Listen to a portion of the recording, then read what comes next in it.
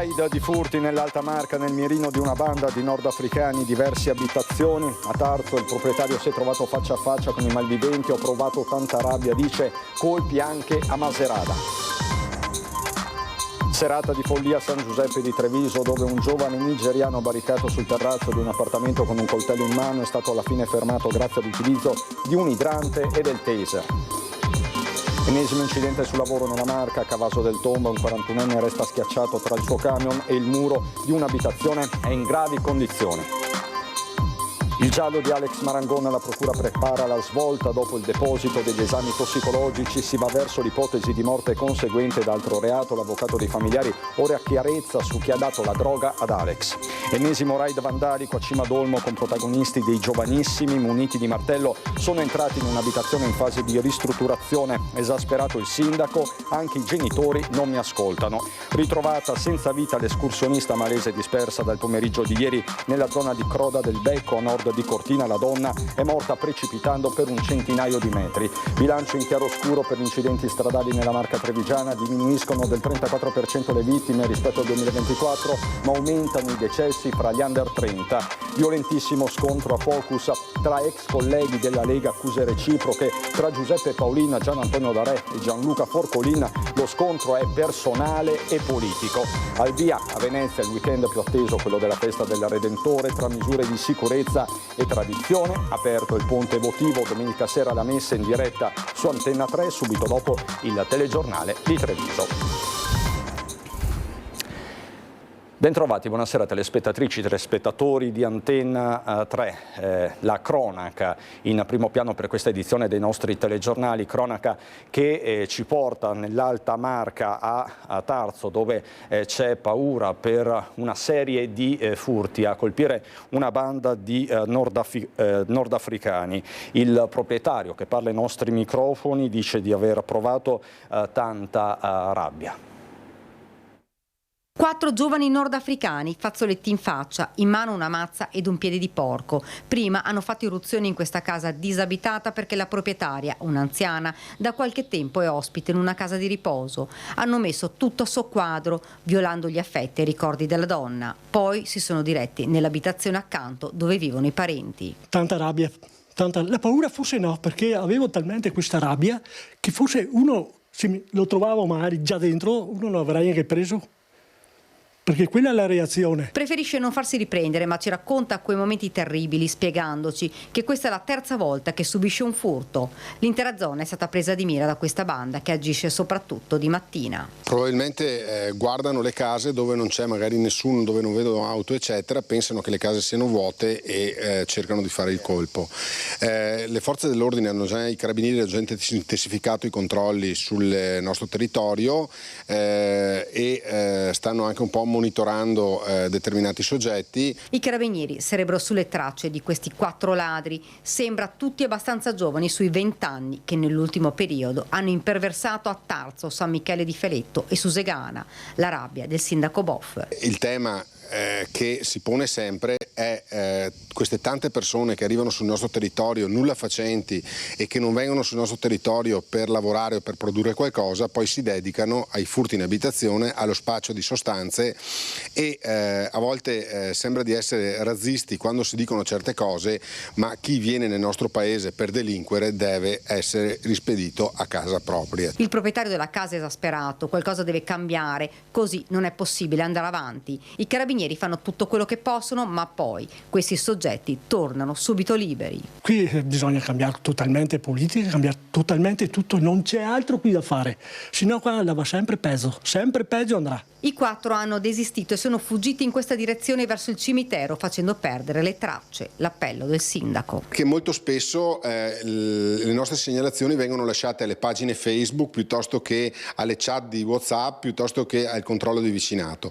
Quando vedete qualcosa di sospetto, una targa sospetta, dei comportamenti strani, non abbiate paura di chiamare i carabinieri, perché molto spesso noi ci troviamo con segnalazioni che ci arrivano 3 giorni dopo ai carabinieri. È chiaro che 3 giorni dopo non si può più far nulla.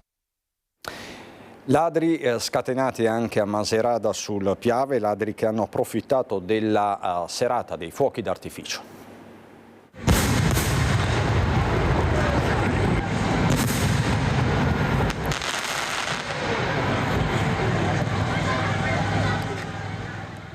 Tutto il paese con il naso all'insù per ammirare i fuochi d'artificio per la chiusura della tradizionale sagra della Madonna delle Vittorie. Di questo hanno approfittato i ladri che martedì sera hanno preso di mira ben 13 abitazioni a Maserata sul Piave, tra via l'Europa, via 4 novembre e via Piave. E così, dopo lo spettacolo, quando sono rientrati a casa, i residenti hanno trovato l'amara sorpresa: stanze sottosopra ed il furto, in 4 casi andato a segno, in altri 9 tentato. Sul raid indagano le forze dell'ordine, alle quali i proprietari hanno presentato denuncia. Al vaglio degli inquirenti anche le immagini del sistema di videosorveglianza del comune, che coprono gran parte del territorio, tutte le vie d'accesso a Maserata, oltre che edifici ed aree verdi pubbliche. Abbiamo 54 telecamere fisse, molte di queste sono multiottica, per cui sostanzialmente gli occhi che quotidianamente 24 ore su 24 controllano il territorio sono oltre una settantina. Di queste 54 telecamere, 7 che sono state posizionate agli ingressi stradali al nostro comune hanno il dispositivo della lettura targhe, il che significa che ogni autovettura che transita, la targa viene immediatamente registrata e queste immagini sono a disposizione sempre in tempo reale alle forze di polizia. La banda potrebbe dunque avere le ore contate, questo almeno sperano i cittadini e l'amministrazione comunale, che ha fatto un ulteriore investimento per implementare ancora di più la videosorveglianza. Già poco tempo fa gli occhi elettronici hanno consentito l'individuazione degli autori di atti vandalici. Uno in danno di un parco pubblico è stata divelta una panchina e un altro è stato preso a sassate, pertanto è stata rovinata un vetro della porta d'ingresso delle scuole elementari di Candelù. Grazie appunto alle telecamere di videosorveglianza pubbliche e di un privato siamo riusciti ad identificare in tempo veramente brevissimo gli autori di questo gesto. Grave infortunio sul lavoro nel primo pomeriggio di oggi a Cavaso del Tombo. Un operaio di 41 anni di origini albanesi, dipendenti della ditta ed il Coppola, è rimasto schiacciato contro il muro di una casa dal camion autogru alla guida del quale era arrivato sul posto. Erano da poco passate le 14 e l'uomo è arrivato con il camion in via San Pio X per la posa dei cavi della fibra ottica. Sceso dal mezzo, aveva cominciato a lavorare quando all'improvviso il mezzo si è mosso schiacciandolo contro il muro di una casa. Subito è scattato l'allarme, sul posto i sanitari del 118 che hanno trasportato il 41enne con l'elicottero all'ospedale di Treviso. L'uomo ha riportato diverse fratture e lesioni, ma non sarebbe in pericolo di vita. Sul posto anche i carabinieri e i tecnici dello Spisal che ora indagano per accertare le cause di questo ennesimo infortunio sul lavoro. La serata di follia che si è vissuta ieri sera a San Giuseppe, a Treviso, dove un giovane nigeriano barricato sul terrazzo di un appartamento con un coltello in mano è stato alla fine fermato grazie all'utilizzo di un idrante e del taser. Queste le immagini shock.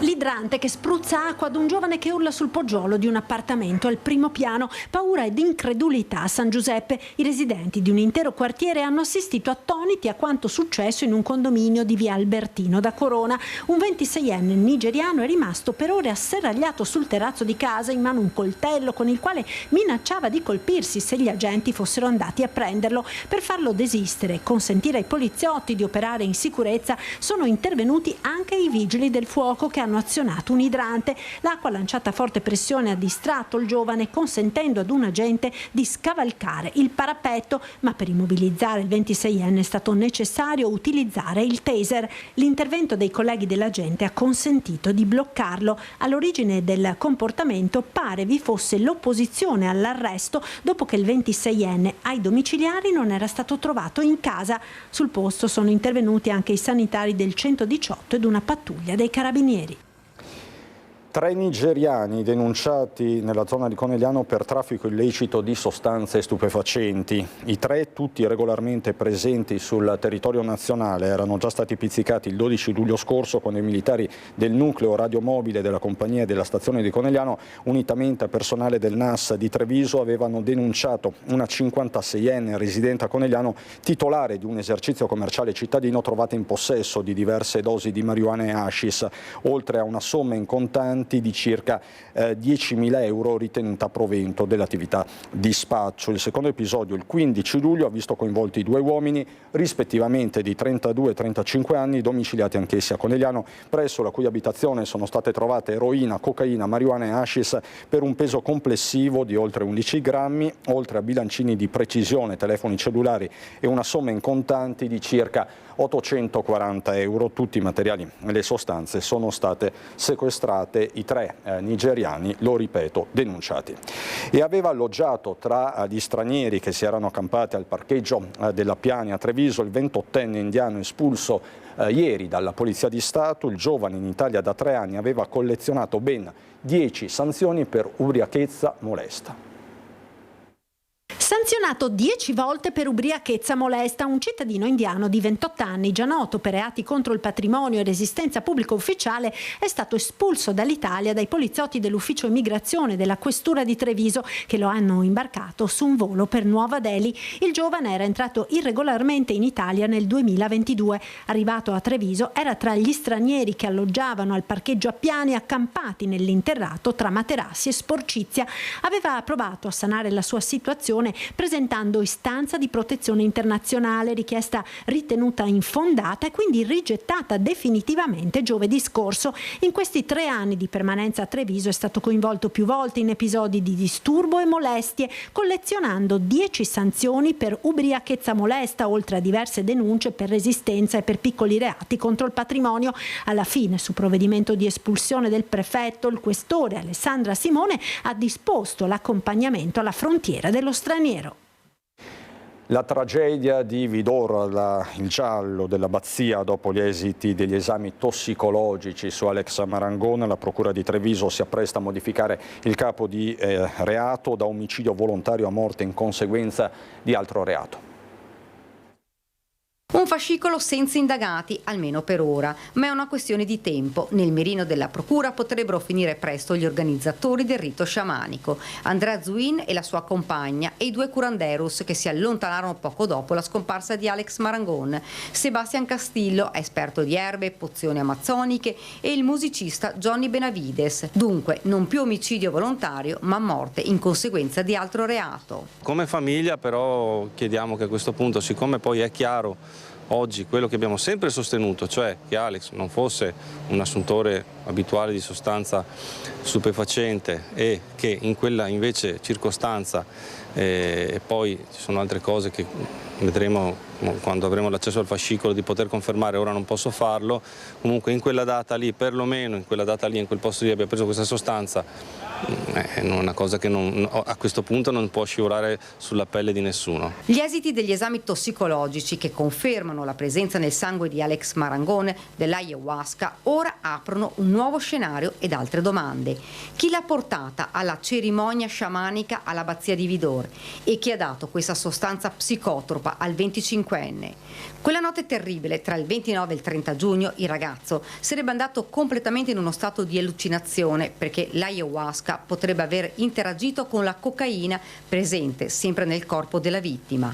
Un mix fatale che potrebbe averlo fatto staccare dalla realtà. A questo punto, come dicevo ieri a qualche suo collega, l'indagine deve prendere una piega diversa, nuova, un'accelerazione importante, perché se Alex va capito se solo Alex, perché anche là ci aspettiamo che gli esami siano compiuti anche sugli altri partecipanti, ha assunto questa sostanza e qualcuno gliel'ha data lì. La verità è quanto ha chiesto sempre la famiglia di Alex, verità su quella notte quando il figlio è scomparso nel nulla, ritrovato in una secca del Piave a Ciano del Montello 3 giorni dopo.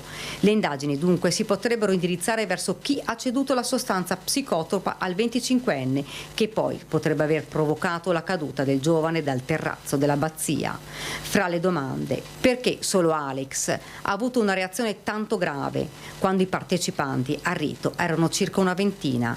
Resta ancora un giallo, quello di Alex, con poche risposte e tanti, troppi interrogativi. Ennesimo raid vandalico a Cima d'Olmo con protagonisti dei giovanissimi, tutti minorenni, muniti di martello, sono entrati in un'abitazione in fase di ristrutturazione. Esasperato il sindaco che dice: i genitori non mi ascoltano, ma stavolta parte la segnalazione a carabinieri e servizi sociali. Questo il suo sfogo. Stamattina è partita una lettera ai carabinieri in quale forniranno in ausilio quei servizi sociali di dare i nominativi dei ragazzi, perché voglio che venga scritto, e di là interverranno i servizi sociali.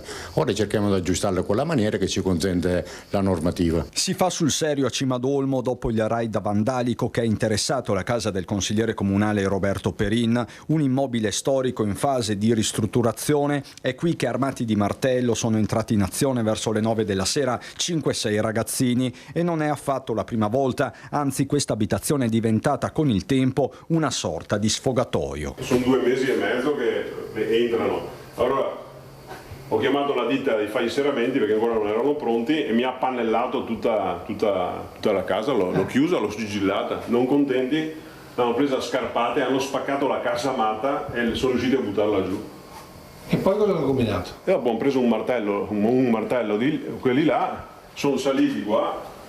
La prima cosa che gli è parsa simpatica è scheggiarmi una colonna qua con la martellata. Vuoi una volta, vuoi 2 volte, i danni ammontano a migliaia di euro. Quello che è certo, oltre all'esasperazione, è che si tratta dei soliti noti che hanno colpito anche altrove, mettendosi in condizioni di pericolo. Ma addirittura in certi fatti che hanno commesso rischiano anche la vita, perché hanno fatto alcune manomissioni di un quadro elettrico e tutto che gli è andata bene. Lo stesso sindaco Ministeri ha incontrato i genitori pure nel recente passato e gli effetti non sono stati quelli sperati. A parte che con alcuni genitori mi sembrava loro che dovevano andare a pranzo, quindi come se fosse stato disturbato.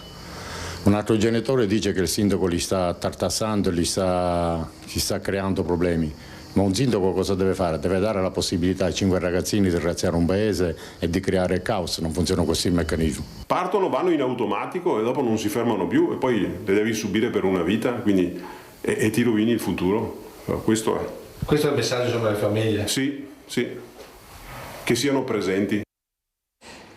Bilancio in chiaroscuro per gli incidenti stradali nella Marca trevigiana. Diminuiscono del 34% le vittime rispetto allo stesso periodo del 2024, ma aumentano gli investimenti di pedoni over 80 e i decessi tra i giovani sotto i 30 anni.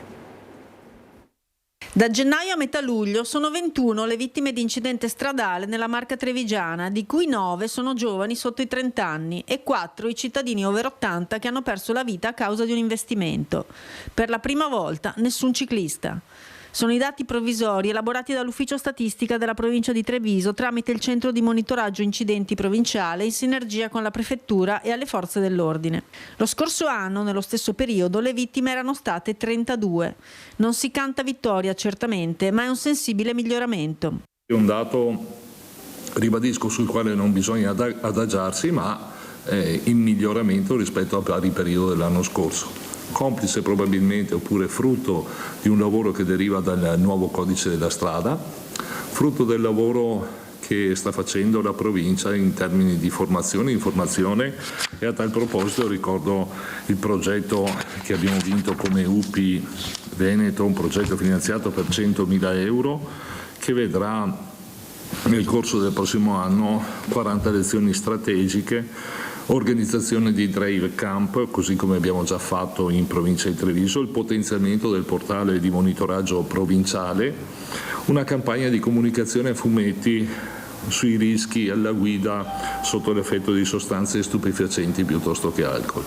Gennaio, aprile e luglio i mesi più critici, con 4 vittime registrate in ciascun mese. La fascia d'età più coinvolta, quella dei giovani under 30, 9 le vittime ad oggi, ovvero il 43% del totale, e si conferma il maggior coinvolgimento anche degli over 80, 5 vittime di cui 4 decedute per investimento stradale, una dinamica che risulta in lieve aumento. La fuoriuscita, causata da distrazione e spesso dall'alta velocità, resta comunque la prima causa mortale, soprattutto tra i più giovani e soprattutto sulle 2 ruote. La moto è un mezzo per circolare in strada che fabbisogna di un'attenzione più alta rispetto ai veicoli a 4 ruote, appunto perché i tempi di reazione magari possono essere diversi e anche i sistemi di protezione sono meno efficaci rispetto ad un'automobile, e quindi l'invito è sempre quello di avere attenzione, di usare prudenza per chi guida la moto e cercare di essere proattivi nell'intercettare potenziali pericoli di terzi. Il consiglio è sempre lo stesso: attenzione alta, distrazione zero e condizioni psicofisiche ottimali quando si guida.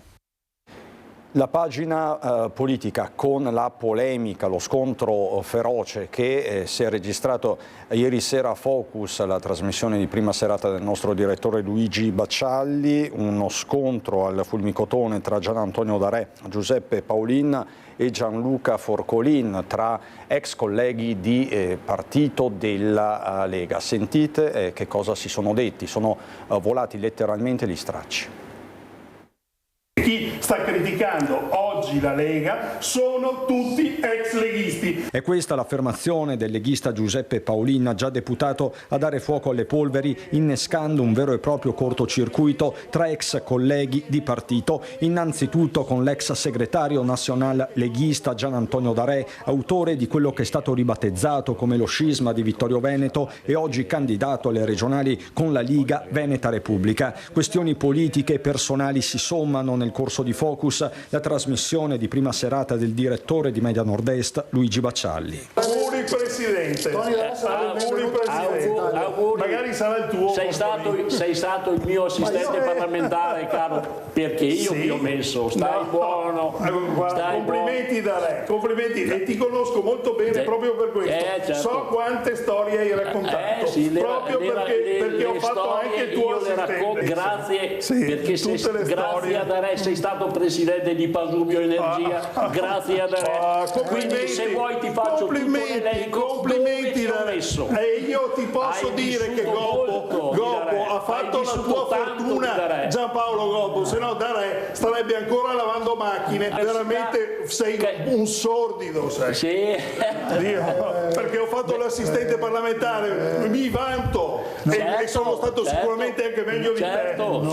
E i tuoi risultati parlano chiaro. I miei risultati parlano chiaro, anche i vostri parlano chiaro dopo che sono andato io. Un clima esplosivo, volano letteralmente stracci, cui si aggiunge un altro ex leghista di peso, Gianluca Forcolin, già assessore al bilancio della Regione Veneto e oggi luogotenente di Forza Italia. Io uno come Tony Darè di Forza Italia lo prenderei subito. Ma l'avete già preso? Si candida di qua perché si vergogna di candidarsi col tricolore? Cosa che tu invece non fai.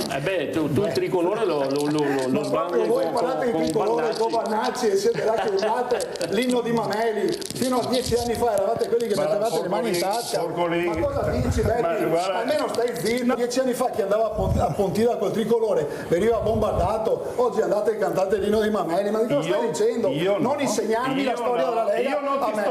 Non insegnarlo a me, perché mi arrabbio. Sei andato giù a Roma grazie a Tony Darè, quindi non dire niente, perché ti ho messo io nelle liste e io sono rimasto sul territorio. Stai facendo una figura proprio di merda. Cerchiamo di abbassare i toni e rasserenare il clima. Andiamo dal nostro Lorenzo Maier che si trova con Fabio Faliero a Venezia. Aperto il ponte votivo, al via la festa del Redentore, un fine settimana tra misure di sicurezza imponenti e ovviamente la tradizione, la festa dei veneziani. Lorenzo, buonasera. Buonasera Cristian, buonasera a te e ai nostri telespettatori. Siamo sul ponte votivo, quindi davvero una posizione privilegiata. Ringraziamo soprattutto per essere con noi l'assessore Simone Venturini che ha avuto la cortesia di attenderci. Allora assessore, una festa importante per Venezia, è bella questa giornata. Sì, una grandissima giornata, iniziano i festeggiamenti del Redentore, abbiamo appena aperto il ponte insieme al Patriarca e al Prefetto e appunto iniziano questi 3 giorni di festeggiamenti per ricordare la nostra storia e dall'altra parte anche per riscoprire come questa storia ci può insegnare qualcosa anche oggi, anche ai tempi moderni. L'idea di una città che si unisce nei momenti di difficoltà, che fa squadra, che rimarca ciò che ci unisce più di quello che ci divide. Questo è il grande insegnamento anche di questa festa, così come quella della della salute, è una città che si affida alla Madonna e al Cristo Redentore in un momento di difficoltà, ma si rimbocca anche le maniche e fa il suo. Ecco, davvero l'idea di una città più unita è forse il più grande dono che questa festività può farci oggi. Ecco, il patriarca poi ha parlato così, ha un po' riflettuto sulle guerre, quindi sull'importanza della pace, anche su Alberto Trentini, sperando che possano arrivare buone notizie. Sì, un nostro concittadino è stato rapito, sequestrato, arrestato, ancora non si è capito bene la dinamica in un paese straniero e ovviamente ne chiediamo il rilascio, chiediamo che possa tornare a casa, lo chiede la sua famiglia, lo chiede l'intera città. E più in generale il patriarca poi ha ricordato le persone che evidentemente soffrono lontano con le guerre in Terra Santa, in Palestina, in Israele e poi qui in Ucraina, alle porte dell'Europa. Ecco, sono sofferenze enormi, però abbiamo sofferenze anche qui a pochi passi da noi, c'è molta gente che soffre, anziani soli, persone in difficoltà, quindi ognuno può fare del bene anche al vicino di casa, può suonare, può bussare alla porta, può chiedere come stai. Ecco, la solitudine è forse il più grande dramma che una società che invecchia come la nostra deve affrontare.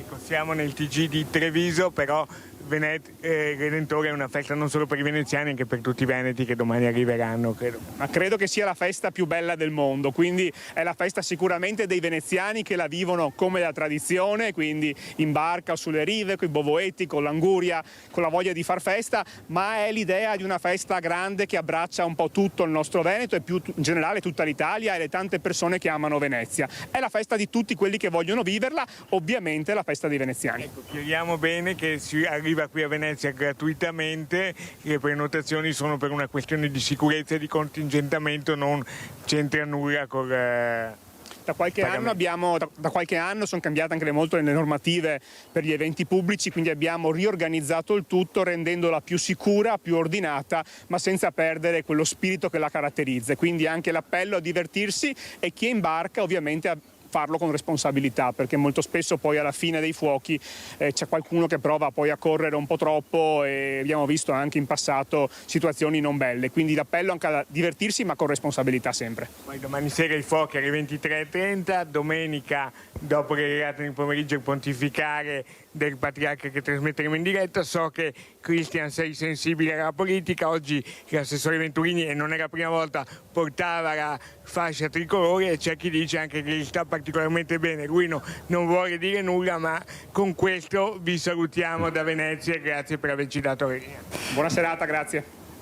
Grazie Lorenzo Maier, insomma staremo a vedere e noi adesso andiamo in pubblicità e fra poco vi porto a Quinto di Treviso, a fra poco. Ritorniamo in diretta subito a Quinto di Treviso per parlare di opere pubbliche. Verrà completamente rifatta la pista di atletica dello Stadio Righetto, un'opera da oltre 900.000 euro. Un'opera che la comunità aspetta da più di 40 anni, questa pista è stata fatta 46 anni fa, adesso grazie a un finanziamento regionale abbiamo l'opportunità di ripristinare e rifare tutta quanta l'opera. Definirla deteriorata è un eufemismo. La pista di atletica dello stadio comunale Toni Righetto di Quinto di Treviso versa in uno stato di totale degrado. Da tempo era necessario un intervento di riqualificazione che ora è possibile grazie ad un contributo regionale di oltre 330.000 euro ottenuto dal Fondo Sviluppo e Coesione destinato appunto agli impianti sportivi. Questo impianto ha bisogno di manutenzione, ha bisogno di un rifacimento per dare lustro allo sport del nostro territorio. Abbiamo un'atletica molto importante che quest'anno festeggia i 50 anni di attività e quindi per noi è un orgoglio investire su questo progetto. Un progetto che vale complessivamente 950.000 euro, 336.000 di finanziamento regionale, il resto, circa 623.000 euro, da risorse proprie del Comune. Prevede una ristrutturazione completa della pista e delle pedane per il salto in lungo, triplo, con l'asta in alto e per i lanci di peso, disco, martello e giavellotto. Il rifacimento consentirà all'impianto di rispondere agli standard richiesti dalla FIDAL. I lavori cominceranno entro giugno 2026 e dovrebbero concludersi entro l'anno. Le previsioni del tempo con il nostro generale Giancarlo Iannicelli.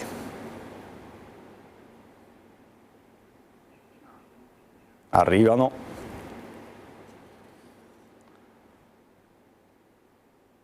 Dovrebbero arrivare a secondi, come sapete ogni venerdì sera le previsioni del tempo del nostro generale, sempre puntuale e prezioso. Eccolo.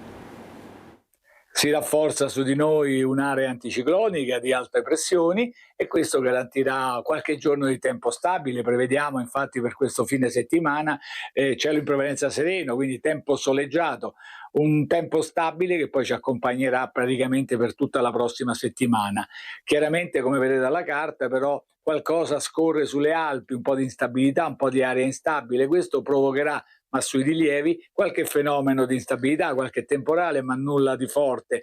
Un qualche temporale che potrà poi nel pomeriggio portarsi localmente anche sulla pianura. I venti saranno deboli, di direzione variabile, le temperature iniziano per questo fine settimana, le minime 18-19 gradi, le massime intorno a 30-31 gradi. Naturalmente prossima settimana supereremo i 30 gradi e arriverà a 33-34 gradi. L'Alto Adriatico è quasi calmo, poco mosso. È tutto. E noi adesso andiamo a Belluno.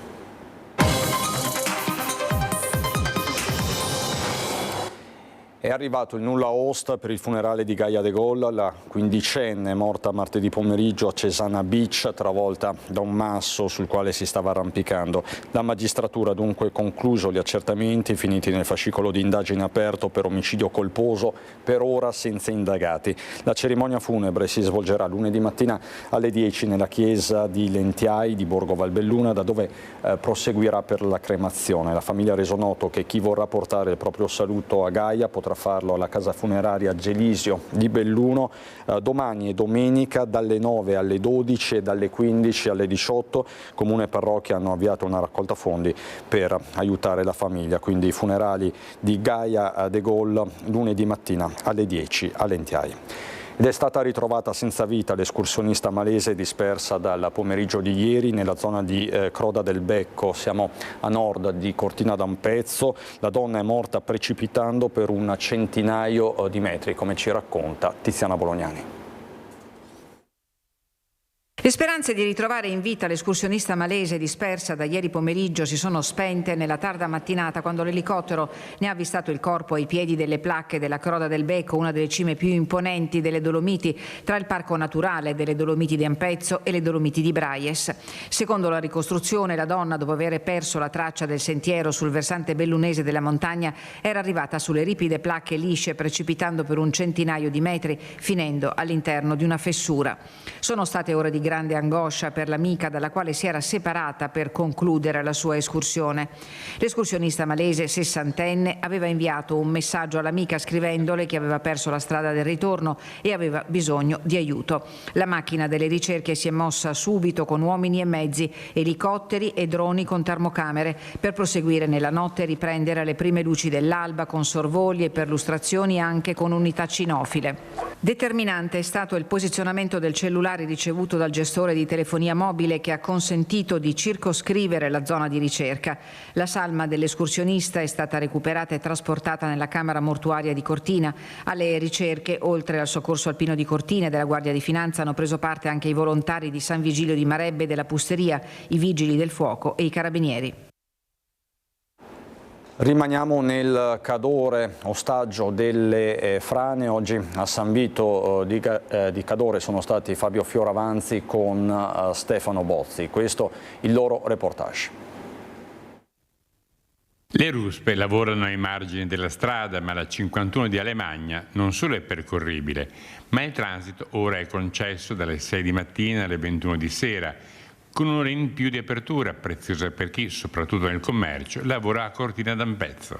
Presumibilmente alle 8 di sera magari i negozi chiudono, le attività chiudono e quindi hanno il tempo per tornare a casa senza disagi, senza percorrere quella strada lunghissima che significa Passo Tre Croci, Auronzo e rientrare in centro Cadore. Insomma, ecco, almeno questo è un risultato importante. Sperando non ci debbano essere altre chiusure, si governa la situazione attuale e i residenti lo fanno con abbastanza serenità. Assolutamente nessuna preoccupazione, sono nato e vissuto qua, so esattamente com'è la situazione.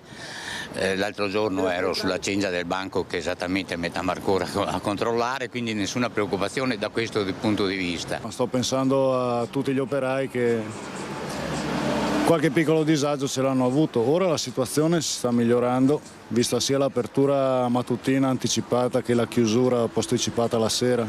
Però sto pensando a tutte le manifestazioni che verranno fatte a Cortina, a cui difficilmente la gente della valle riuscirà a partecipare. Stessi toni anche da parte dei turisti che già affollano numerosi la località cadorina. Un po' di paura, ma ci si fa anche un po' il callo. L'importante è che non ci siano vittime e che chi deve prendere decisioni si preoccupi della sicurezza innanzitutto. No, soltanto difficoltà. Non si va a Cortina, per il resto non c'è problema. È il primo giorno arrivati adesso, per cui no, direi di no. Per il momento a noi è sempre andata bene, veniamo su da Conegliano e volevamo andare qualche giorno a Cortina, un giorno era aperta, un giorno era chiusa, ma sì, è andata anche bene per noi. Turisti o residenti? Turisti. Ha avuto problemi, paura, difficoltà per via dei disagi con la strada o no? No, fortunatamente no. Tutto a posto? Tutto a posto, la strada era aperta, siamo passati senza problemi. È stato raggiunto l'accordo per salvaguardare il liceo linguistico di Oronzo di Cadore grazie alla sinergia tra soggetti pubblici e privati che ha visto la provincia di Belluno come capofila. Palazzo Piloni metterà a disposizione un finanziamento di 48.000 euro, cui si aggiungono 101.000 euro garantiti per metà dal consorzio BIM e la parte restante suddivisa fra le Unioni Montane Centro Cadore, Comelico e Comune di Oronzo. Un soggetto privato garantirà altri 80.000 euro necessari all'operazione. I finanziamenti consentiranno la prosecuzione dell'offerta formativa per l'anno scolastico entrante, mentre per il successivo il settore del liceo linguistico confluirà nell'offerta dell'Istituto Fermi di Pieve di Cadore. Lunedì prossimo si svolgerà un incontro con i genitori degli studenti per spiegare tutti i dettagli di questo accordo. È tutto da Belluno e anche dalla provincia di Treviso, non ho ulteriori aggiornamenti da darvi. Subito dopo la sigla c'è il meteo, buona serata.